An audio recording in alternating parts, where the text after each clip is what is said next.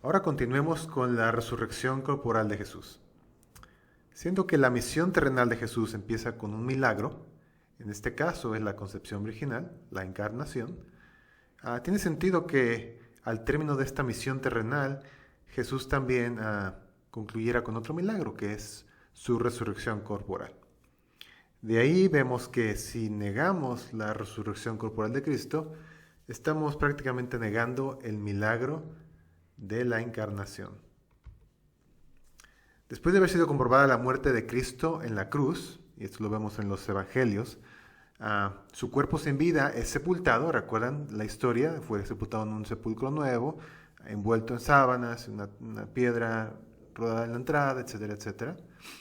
Pero al tercer día Él resucita corporalmente, abandonando el sepulcro para nunca más volver a morir. De esta forma Cristo conquista la muerte y el pecado para que todos los que crean en Él puedan vivir también. Cristo representa los primeros frutos de aquellos que habremos resucitar. ¿Okay? Esto lo habla en Colosenses también, en Romanos. La resurrección corporal de Cristo es un elemento único del cristianismo. Y esto distingue al cristianismo de otras creencias y religiones. Ni el budismo, ni los musulmanes, ni otras religiones tienen el mismo elemento que es la resurrección de Cristo. Y por eso, esta es el corazón mismo del mensaje del Evangelio. Yo le decía a Pablo en Corintios, que si Cristo no resucita a los muertos, nosotros somos los más dignos de pena, de lástima en todo el mundo, porque estamos con una esperanza que realmente no es verdadera. Pero, lo dice Pablo, Cristo resucitó y por eso tenemos esa esperanza que permanece. ¿En dónde vemos la historia de la resurrección corporal, la narración de la resurrección corporal? Pues tenemos en los 4 evangelios, hablan de esta resurrección de Cristo y la confirman, ¿no? Los relatos son muy similares, a lo mejor hay un par de cambios en el número de ángeles y de cómo se dan las narraciones, pero básicamente la historia es la misma. Las mujeres van un día a la semana y encuentran la tumba abierta. También, aparte de estos textos en los evangelios, tenemos otros 2 textos importantes. El primero es en Hechos 1, del 1 al 11, donde Lucas está haciendo un recuento de lo que escribió en su evangelio y da un resumen de lo que ocurrió. Y también en 1 Corintios 15, donde Pablo da también al principio toda esta idea del evangelio, de que Cristo fue sepultado y resucitó y se le apareció a más de 500 testigos, y habla también de esta idea de la resurrección, cómo va a funcionar, cómo los cuerpos cambian y toda esta idea a la iglesia de Corintio. Ahora, tenemos varias pruebas de la resurrección. Y esto es uno de los acontecimientos históricos mejor confirmados de todos los tiempos. Ningún erudito del Nuevo Testamento te va a decir que la resurrección es un mito o es nada más una leyenda, tal y como los eruditos del Nuevo Testamento no pueden negar que Jesús existió. Y vamos a ver también que estos argumentos, estas pruebas de la resurrección, hacen más sentido que las objeciones mismas acerca de la resurrección. En este caso podemos hablar primero del sepulcro vacío. Eso fue evidente para todos en Jerusalén, y Pablo lo repite también. Dice que eso no ocurrió en ningún lugar remoto, ningún lugar escondido, sino que todos supieron, todos vieron a Jesús morir porque era un día especial en la Pascua, fue sepultado y todos pudieron comprobar. Era muy fácil para ellos ir a la tumba y corroborar si de veras Cristo había resucitado o no. Esto también implica que había una ausencia de un cuerpo. En este caso vemos que un sepulcro vacío implica que no hay un cuerpo ahí. Recordamos que en los evangelios nos habla de que vieron los apóstoles, los discípulos en ese entonces, los lienzos doblados y puestos donde había estado el cuerpo. Vemos también que hay un anuncio de un ángel que habla a los que están ahí presentes, ya sea a las mujeres o también a otros personajes, donde dicen, no se acuerdan que Él les había ya dicho que iba a resucitar y que los iba a esperar en Galilea. Él no está aquí, Él ha resucitado. Número 4, hablamos otra vez de los lienzos de lino abandonados, igual doblados de una manera como si alguien se los hubiera quitado y los hubiera puesto ahí, sin ni siquiera hacer el esfuerzo de arrancarlos.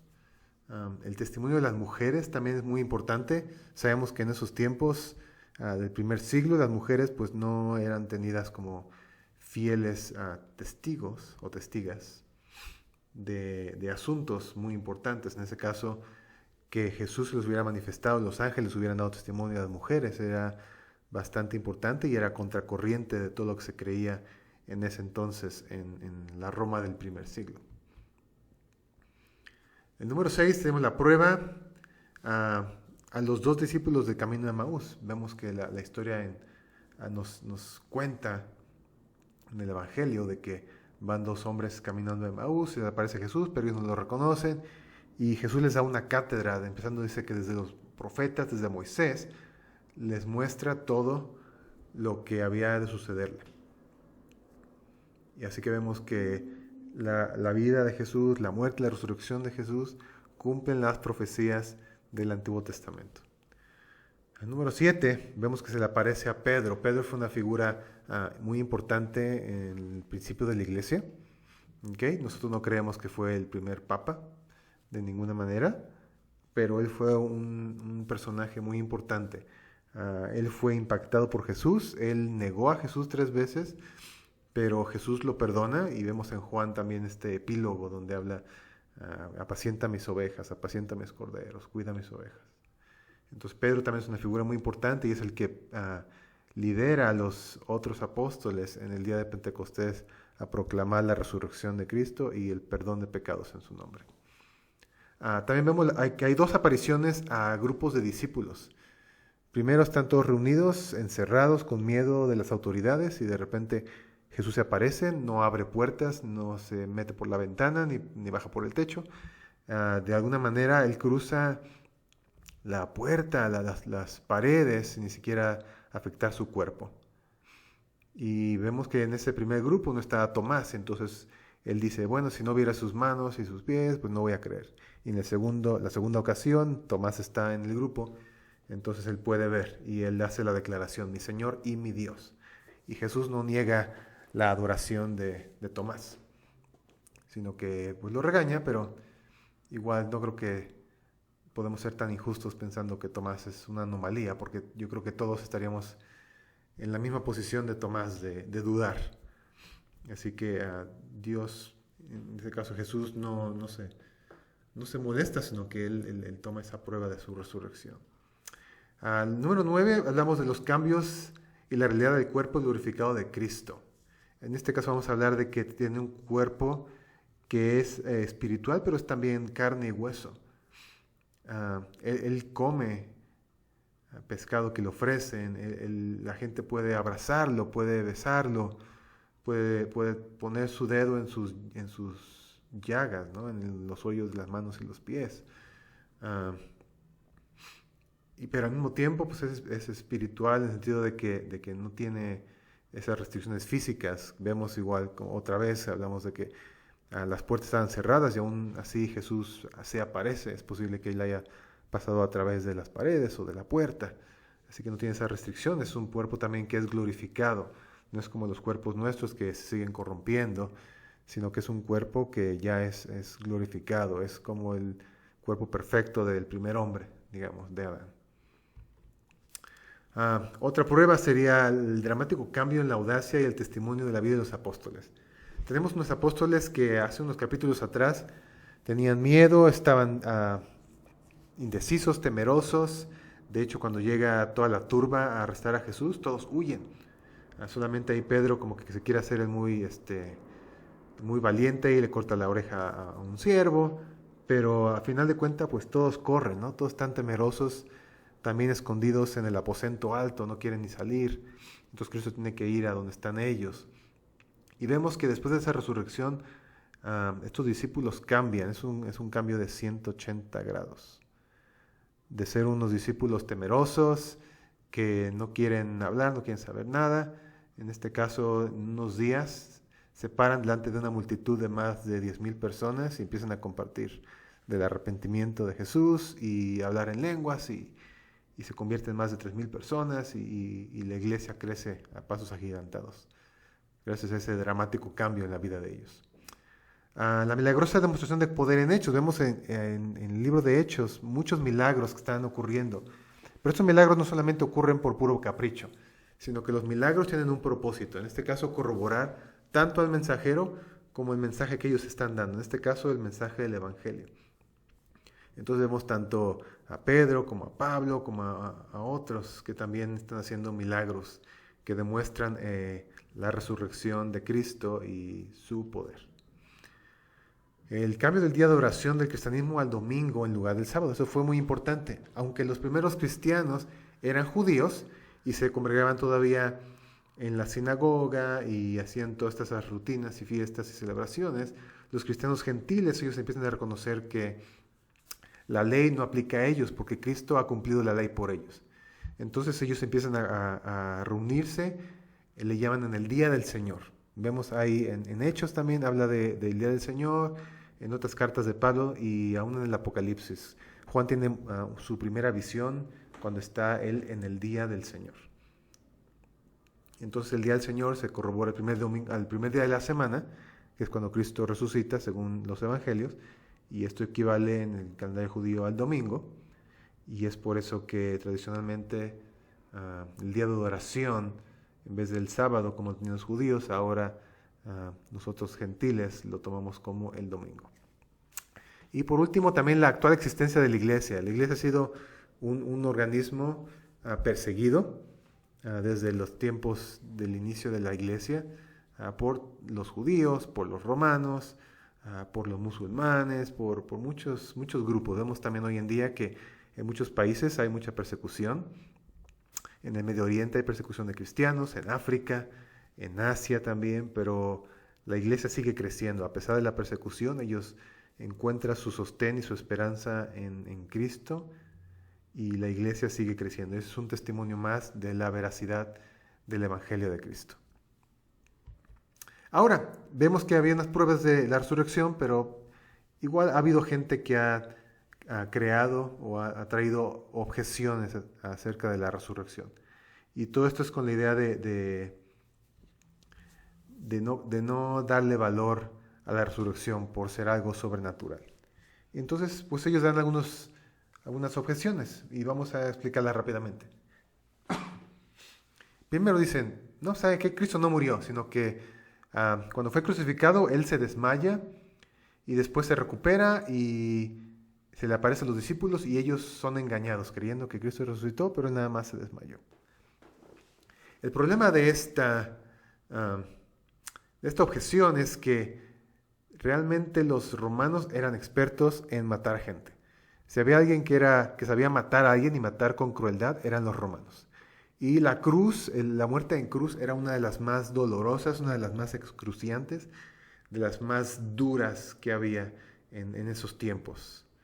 Así que ellos sabían cuando alguien todavía seguía vivo. De hecho, la costumbre de ellos era que al final le rompían las piernas a los crucificados para que se ahogaran y no pudieran respirar y así pudieran morirse aunque fuera de asfixia. En este caso no es el testimonio de los evangelios, que Jesús no hubo necesidad de romper las piernas porque se vio claramente que estaba muerto. Y de hecho se le atraviesa el costado y sale agua y sangre, que son líquidos biliares del cuerpo, ¿no? Indicando que ya no hay vida. Entonces sería muy difícil que alguien sobreviviera a una crucifixión romana.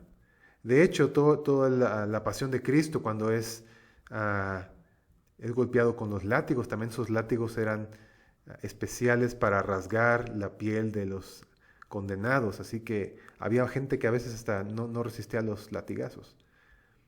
Pero Cristo resistió todo eso y aún fue a la cruz y murió y fue constatado por el centurión romano y por los soldados. Ellos sabían cuando alguien estaba muerto y entonces es muy difícil que alguien pudiera engañarlos diciendo que se desmayó o aparentando ser desmayado para después crear toda esta historia de engaño. Entonces, esta es una objeción bastante ridícula, digamos. Por si alguien que no conoce de lo cruel que eran los romanos en los siglos en que fueron potencia. Otra objeción es que los discípulos robaron el cuerpo de Cristo y después pues crearon una mentira acerca de que se había aparecido, de que había resucitado, y ellos pues de hecho murieron como mártires por una mentira que ellos inventaron. Aquí el problema es que si vemos en los evangelios nos habla que los judíos, especialmente los judíos principales, los fariseos, ellos pidieron que se pusiera una guardia romana. Esto se cree que a lo mejor eran entre 10 y 12 hombres, y estos soldados no eran ningún soldadito de esos de fin de semana, ¿no? Estos eran soldados entrenados, soldados romanos especiales y preparados para combate a cualquier hora, y era un combate a morir. Ellos no eran de que ya los vencían y se echaban a correr, ¿no? Estos soldados romanos peleaban hasta la muerte. Entonces pensar que un grupito ahí de pescadores y de agricultores que hace unas cuantas horas estaban atemorizados y se escondían, pudieran haber juntado la capacidad, la fuerza y la habilidad suficiente para poder vencer a un contingente romano de soldados expertos. Entonces es bastante difícil de pensar. Y además también pensando, si ellos hicieron todo esto, ¿por qué morir por una mentira? Nadie realmente muere por una mentira que ellos mismos han creado. A lo mejor alguien morirá por una mentira que ha creído de alguien más que la inventó, pensando que es verdad. Pero si tú creas la mentira y estás dispuesto a morir por una mentira, es algo absurdo. Entonces esto también nos indica de que los discípulos no pudieron ser tan tontos para ser martirizados por una mentira que ellos mismos crearon. Otro ejemplo sería que el espíritu de Cristo fue revivido. Entonces su cuerpo se quedó en la tumba y solamente se levantó su espíritu, pero un espíritu de tal manera que todos pensaron que era humano. El problema es que aquí vemos que tanto su cuerpo como su espíritu resucitan. Y vemos también los ejemplos, ¿no? Él come pescado, él come miel, él es tocado, él es abrazado por los discípulos. Entonces no es nada más una resurrección espiritual, sino también una resurrección corporal. Esto es muy importante. Otra objeción es que los discípulos fueron a una tumba equivocada y las mujeres también, ¿no? Se equivocaron porque era muy temprano y estaban todos muy tristes, y entonces llegaron y vieron que había una tumba vacía, entonces creyeron que había resucitado Jesús, pero realmente se equivocaron. El problema es que las mujeres ya sabían de antemano dónde habían enterrado a Jesús. Los evangelios nos dicen que ellas fueron a ver y ellos prepararon el cuerpo también con especias y todo, como era la costumbre. Así que ellas sabían dónde estaba la tumba, no era de que se habían equivocado o que era muy oscuro. Además, también hubiera sido muy fácil para los judíos ir a la tumba real, a la tumba original, y desmentir la historia. Mostrarle a todo el mundo que la tumba real seguía sellada, seguía la guardia romana ahí cuidando, así que no había ninguna cosa de resurrección. Pero esto no pasó. De hecho, ellos reconocieron que la tumba estaba vacía también y que creaba un problema para su institución, su religión. Algunos dicen que los discípulos tuvieron alucinaciones y eso les hicieron creer que Jesús había resucitado. Y vemos que a veces esto pasa, ¿no? Cuando alguien muere, alguien puede tener alucinaciones, sueños, visiones de que la persona todavía sigue viva, de que le habla, de que camina, etcétera, etcétera. El problema es que Pablo nos habla en 1 Corintios 15 que hubo más de 500 testigos que vieron a Cristo resucitado. Normalmente las alucinaciones puede ocurrir a una persona, tal vez a un grupo muy pequeño, muy reducido de personas, pero nunca ha habido alucinaciones a más de 500 personas. Eso es algo que nunca ha pasado. Y especialmente que tengan la misma alucinación también es algo que no puede ser corroborado. Tendrían a lo mejor alucinaciones distintas, pero en este caso ninguno de estos 500 parece haber tenido alucinaciones distintas. Y fue la aparición tan real, fue más allá de una alucinación. Entonces es muy difícil que 500 testigos hayan sido objeto de una alucinación.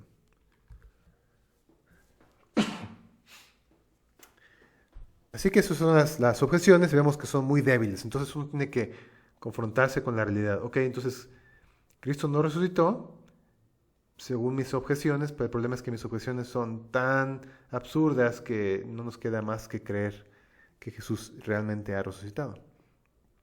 Y esta resurrección pues, nos da varios puntos importantes que tenemos que recordar. Primeramente, da valor a la profecía, tanto del Antiguo como del Nuevo. Vemos que Jesús promete varios a sus discípulos, les dice, vamos a Jerusalén y el Hijo del Hombre va a ser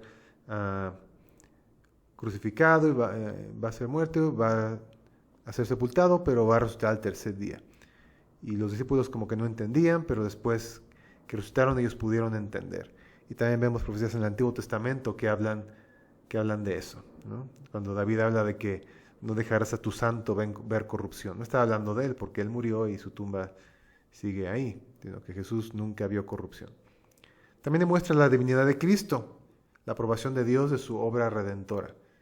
Entonces, a la hora de que Dios resucita a Cristo, eso es como un sello de confianza, es decir, de aprobación, ¿no? Y dice, otra vez, no es mi Hijo amado en quien tengo complacencia. Él fue el único que pudo haber cumplido la obra que ese tenía que hacer. Asimismo, la resurrección corporal de Cristo comprende el mensaje central del Evangelio. Ya lo dijimos, la resurrección de Cristo es el pivote de nuestra fe, es el centro de nuestra fe. Si Cristo no resucitó, entonces nuestra fe es vana. Estamos nada más viviendo una vida de engaño. Y esto asegura que Cristo vive. Él dijo, voy a estar con ustedes todos los días hasta el fin del mundo. También asegura que la predicación del Evangelio no es un esfuerzo desperdiciado, porque el Evangelio, dice Pablo en Romanos, es poder de Dios para salvación, a todo aquel que cree. Y nuestra fe no es en vano o inútil. También sabemos que si Dios resucitó a Jesús, Él también nos va a llevar a donde Él está, con un cuerpo glorioso también, y para estar por siempre con Él. Asimismo, nuestro testimonio es verdadero. Podemos decir también que todo lo que nosotros compartimos de la palabra de Dios es verdad, porque proviene directamente de Dios y del testimonio que Él ha dado de su Hijo. La resurrección también nos asegura que como Cristo vive, nosotros también vivimos.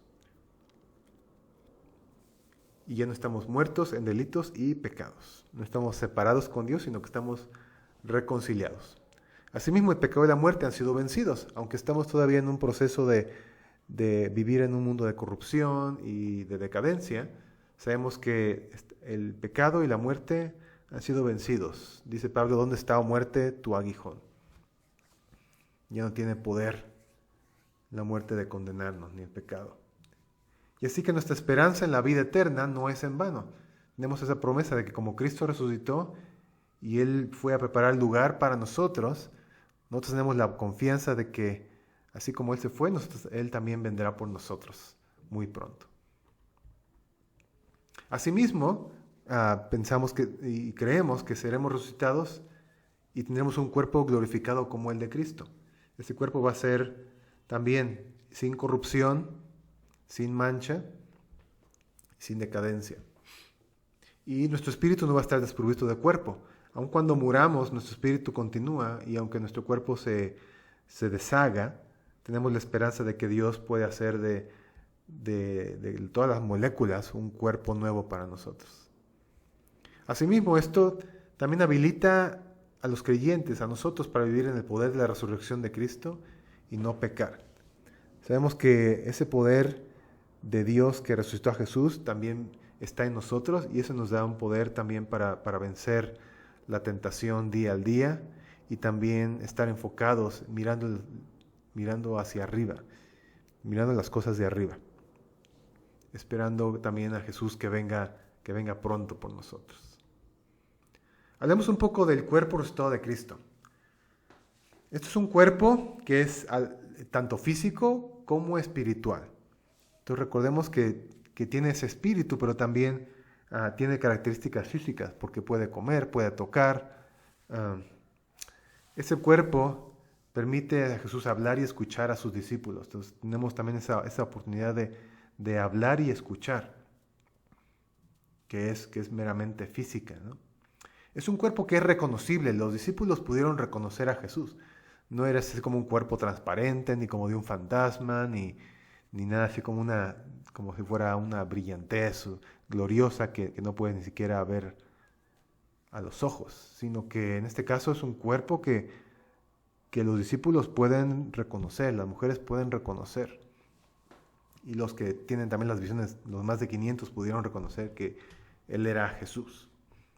Este cuerpo le permite a Jesús comer con sus discípulos. Vemos en Juan 21, Él come con ellos. También en ciertos aspectos es inmaterial. En este caso hablábamos de que pudo pasar a través de una puerta cerrada, una pared, para estar con los discípulos en el aposento alto mientras ellos estaban encerrados, temerosos de lo que iba a pasar. Este cuerpo también resucitado no está limitado por el tiempo, el espacio o la materia. Esto es muy importante. Hablamos de que puede pasar paredes también, puede aparecerse y desaparecer, y pues no está limitado al tiempo y a la corrupción misma de eso. 1 Corintios 15 nos habla de que este cuerpo va a ser como el de Cristo. El cuerpo resucitado de Cristo es como el que nosotros vamos a tener cuando estemos con Él en la Nueva Jerusalén, en los cielos nuevos y en la tierra nueva. Muy importante, sin la resurrección corporal de Cristo, pues no habría perdón de pecados, porque en este caso no habría una demostración de que Cristo cumplió por el sacrificio y que puede también salvarnos. Si solamente hubiera muerto, pues no, ahí se quedaría el sacrificio, nada más. Es importante que entendamos que la resurrección es importantísima para el perdón de pecados. Tenemos que reconocer a Cristo como Señor, como Salvador, y que Él vive, y que es Dios también. También no habría liberación de la maldición de la muerte. En este caso no tenemos esta promesa de que viviríamos eternamente, sino que sería un cuerpo nada más que se corrompería y moriríamos y ya, ¿no? No habría vida después de la muerte, lo que hablamos también, ¿no? En este caso pues habría nada más lo que vemos y ya, se acaba más. Finalmente, a través de la resurrección, la naturaleza humana de Cristo fue glorificada y su naturaleza divina, su divinidad, fue restablecida a su posición exaltada. Muy importante esta última parte. Por medio de la resurrección, esta naturaleza humana es glorificada, entonces tiene ese cuerpo nuevo, ese cuerpo glorificado, ese cuerpo perfecto. Y la naturaleza divina fue restablecida a su posición exaltada. Él continúa siendo Dios, pero ahora es un Dios hombre, digamos. Es Cristo, es el Dios hombre, el Hijo. El Dios Padre no es hombre y el Espíritu tampoco es hombre, solamente Jesucristo, el Dios, el Hijo del hombre.